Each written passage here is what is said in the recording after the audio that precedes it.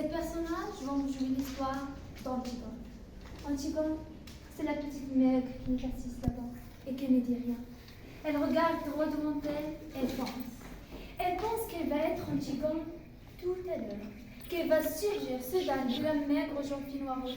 Elle renfermait que personne ne prenait au sérieux de la famille et se dressait seule en face du monde, seule en face de Créon, son nom, qui est le roi. Elle pense qu'elle va mourir, qu'il est jeune et qu'il est aussi. Elle aurait bien aimé, mais elle n'y a rien à faire. Elle s'appelle Antigone. Elle va falloir qu'elle joue son rôle jusqu'au bout.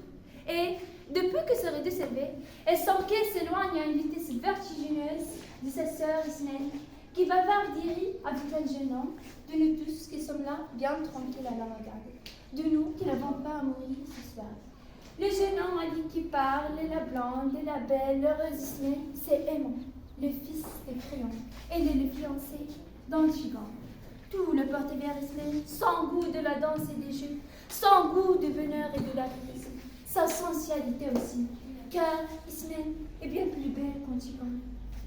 Cet homme, robuste, aux cheveux blancs, qui médite là, près de 100 pages, c'est Créon, c'est le roi. Elle a des rides, elle est fatiguée, et joue au jeu difficile de conduire les hommes. Si cela n'est pas un effet surdite conduire le théâtre, plus.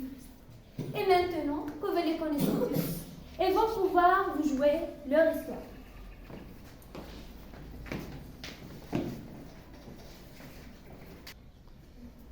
Elle commence un moment où les deux fils d'Édipe et Théocle, qui devaient régner sur terre, un an chacun à tour de rôle, se sont battus et entretués sous les murs de la ville.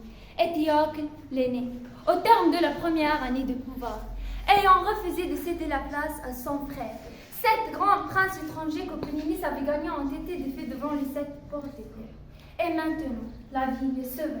Les 2 frères ennemis sont morts. Et Créon, le roi, a ordonné qu'à Théocle, le bon frère, elle serait faite d'imposantes funérailles, mais que Polynice, le vaurien, le révolté, le voyant, sera laissé sans pleurs et sans sépulture.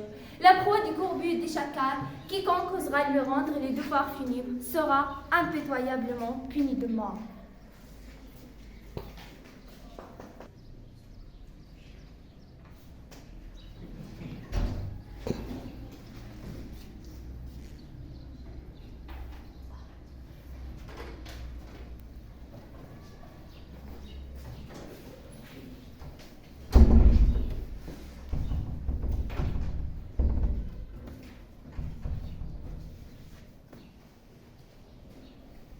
D'où viens-tu? De me promener, nourrice. C'était beau. Tout était gris. Le jardin manquait encore. Il va falloir te laver avant de te remettre au lit. Je ne m'en coucherai pas ce matin. Fais la folle, je la connais la chanson. D'où viens-tu, mauvaise? Non, pas mauvaise. Tu avais un rendez-vous? Dis non, peut-être. Oui, j'avais un rendez-vous. Tu as un amoureux? Oui, nourrice. Ah, c'est du joli, c'est du propre. Toi, la fille d'un roi, donnez-vous du mal pour les élever. Elles sont toutes les mêmes. Qui est-ce? Un voyou? Un garçon que tu ne peux pas dire à ta famille? Voilà, c'est lui que j'aime, tu veux l'épouser, c'est ça? Hein, c'est ça? Et pendant que fanfaronne. Oui. Et puis, miséricorde, je suis que ta nourrice, et tu me traites comme une vieille bête. Mais, bon, ton oncle crème sera, je te le promets. Oui, nourrice, mon oncle Créon sera. Laisse-moi même. Non, ne pleure plus. Maman, c'est pourquoi j'ai sorti ça. Tu n'as pas d'amour? Non. Tu as déjà levé? Oui. Je viens de ta chambre. Nourrice, va m'apporter un café, s'il te plaît. Tu es malade? Rien. Un peu de fatigue. Tu sais, j'ai bien pensé à Antigone. Oui. J'ai bien pensé toute la vie. Tu vas. Oui. Nous ne pouvons pas. Pourquoi? Mais il ferait mourir. Bien sûr. À chacun son rôle. Lui, il doit nous faire mourir. Et nous devons aller enterrer notre frère. Qu'est-ce que tu veux que nous y fassions? Je ne peux pas mourir. Moi aussi. pas mourir. J'ai bien réfléchi, Antille. J'ai bien réfléchi toute la nuit. Je suis gênée. Il y a des fois, il ne faut pas trop réfléchir. Elle est le roi, il faut qu'elle donne l'exemple. Et moi, je suis pas le roi. Il ne faut pas que je donne l'exemple, moi. Essayez de comprendre, au moins. Comprendre. Vous n'avez que ce mot-là dans la bouche. Tous, depuis que j'étais toute petite, il fallait comprendre que ne peut pas toucher à l'eau, à la belle, au friand, parce que cela n'est que là. Comprendre que ne peut pas manger tout à la fois. Que ne peut pas toucher à la terre parce que cela tâchera. Comprendre. Toujours comprendre. Moi, je ne veux pas comprendre. Je comprendrai quand je serai vieille. Si je deviens vieille. Pas maintenant. Et le bureau. Et le crachant aveugle. Et souffrir. Il faudra souffrir. Sentir que la douleur monte au point qu'elle est arrivée. On ne peut plus la supporter. Comme tu as bien tout pensé. Toute ma nuit, pas toi. Si, bien sûr. Et moi. Et on sera tout à l'heure une affaire réglée. Tu es folle. Tu m'as dit toujours que j'étais faite. Pour tout. Depuis toujours. Va te recoucher, Ismaël. Nourrice, va m'apporter à manger. D'accord. Va dormir. Va.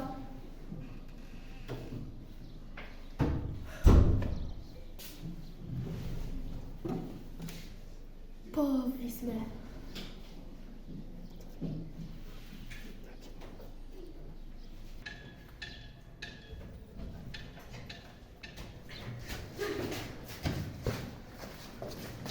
Chef. Descends. Chef.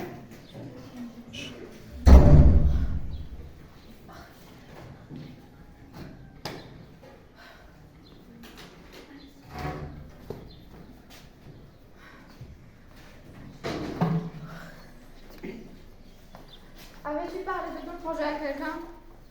Non. As-tu rencontré quelqu'un sur ta route? Non. T'en es bien Personne. sûr? Oui. Alors écoute-moi bien.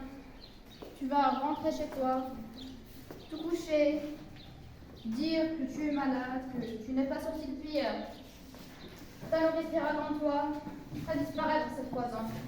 Pourquoi? Puisque vous savez bien que je recommencerai. Pourquoi tu tentais d'enterrer ton frère? Je le devais. Je l'avais interdit. Je le devais tout de même. C'était un révolté, un traître, tu le savais. C'était mon frère.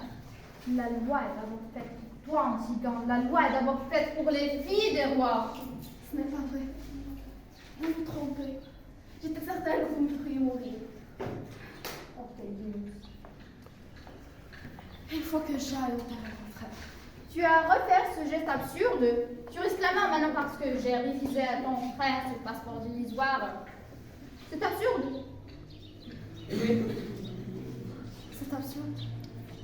Pourquoi fais-tu ce geste alors? Pour l'adresser contre moi? Non. Pour qui alors? Pour personne. Pour moi. Je veux te sauver, Antigone. Vous êtes le roi. Vous pouvez tout. Mais cela, vous ne le pouvez pas. Voilà. L'orgueil d'Édith. Tu es l'orgueil d'Édith. Vous pouvez seulement me faire mourir. Et si je te fais torturer? Ah non, lâchez-moi. Me faites mal au bras. Ah non, écoute-moi. Si je veux, moi, je peux ne pas vous écouter. Tu m'intrigues. Non, je vous fais peur. Oui, j'ai peur. J'ai peur d'être obligée de te faire tuer. Et je ne voudrais pas. Et moi, je ne suis pas obligée de faire ce que je voudrais pas. Vous allez me faire mourir sans le vouloir. C'est cela, être roi? Oui, c'est cela. Pauvre crayon. Essaie de comprendre, et finis toi aussi, petite idiote. Moi, j'ai bien essayé de te comprendre. Je ne peux pas comprendre. Moi, je suis là pour autre chose, on peut comprendre. Je suis là pour vous dire non et pour mourir. C'est facile de dire non. Pas toujours. Pour dire oui, il faut suer, retrousser ses manches, empoigner la vie à pleine main. C'est facile de dire non, même si on doit mourir. Quel rêve, hein? Pour un roi et des bêtes. Ce serait si simple. Tu méprises, n'est-ce pas? C'est drôle. Antigone, tu sais pourquoi tu vas mourir ce soir. Tu sais au bas de quelle histoire sordide tu vas signer pour toujours ton petit nom sanglant. Quelle histoire? Celle de tes Polynice, celle de tes frères. Que tu rappelles de tes frères d'abord. Une fois, je m'étais cachée derrière une porte. C'était le matin.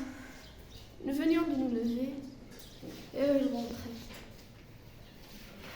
Polynice m'a vue. Elle était tout pâle, les yeux brillants, et si beau dans son vêtement de nuit.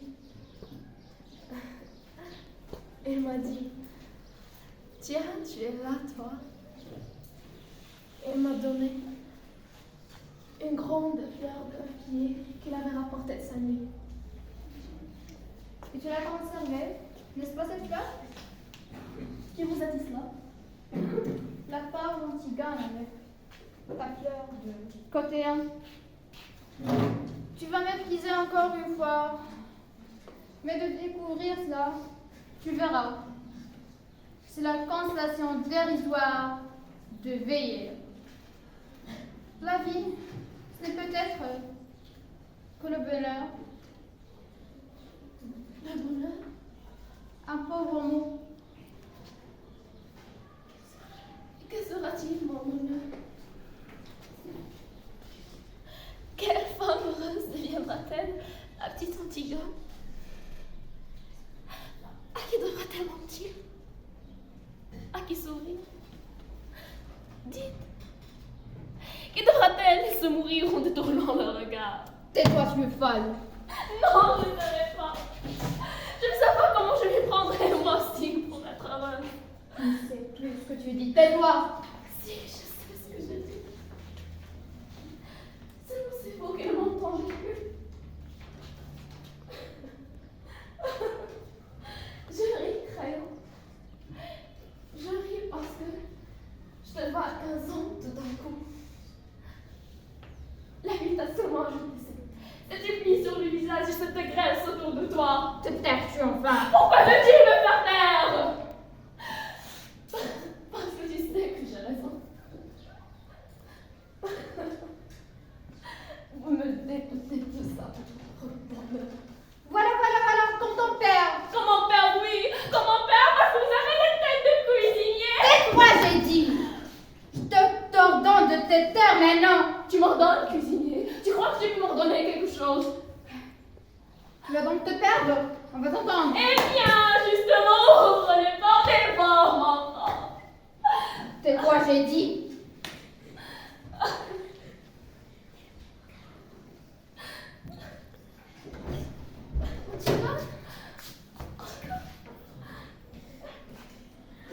Tu vas, crayon. Allons vite. Qu'est-ce que tu attends? Allons, cuisinier. Du courage. Appelle tes gardes. Garde. Emmenez-la. Antigone! Antigone! Au secours! Antigone!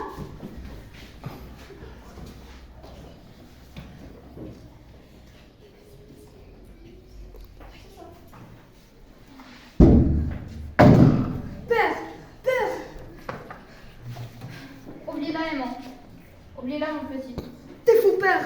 Lâche-moi! J'ai tout essayé pour la sauver. Je t'ai tout essayé. Je te le jure. Ne t'aime pas. Père! Tu vois bien qu'elle m'emmène! Père! Ne laisse pas ces hommes m'emmener! Il faudra que tu acceptes, aimant. Lâche-moi. Père, je suis ton fils. Tu ne peux pas me la laisser prendre. Si, aimant, c'est mon petit. Du courage. Maintenant, Antigone nous a déjà quittés tous. Et tu crois que je pourrais vivre sans elle? Du courage, aimant, du courage. Il faudra que tu acceptes. C'est déjà fini. Ne me juge pas, aimant. Ne me juge pas, toi aussi. Antigone! Antigone! Au secours!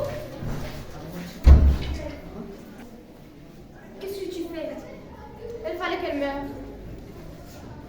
Et voilà, ça la petite Antigone. C'est vrai, elle aurait tout été bien tranquille sur terre. Alors chacun a tout vu. Elle n'aurait plus que l'égal. Et leur tout est égal. Ce n'est pas leur union. Elle continue de jouer au calendrier.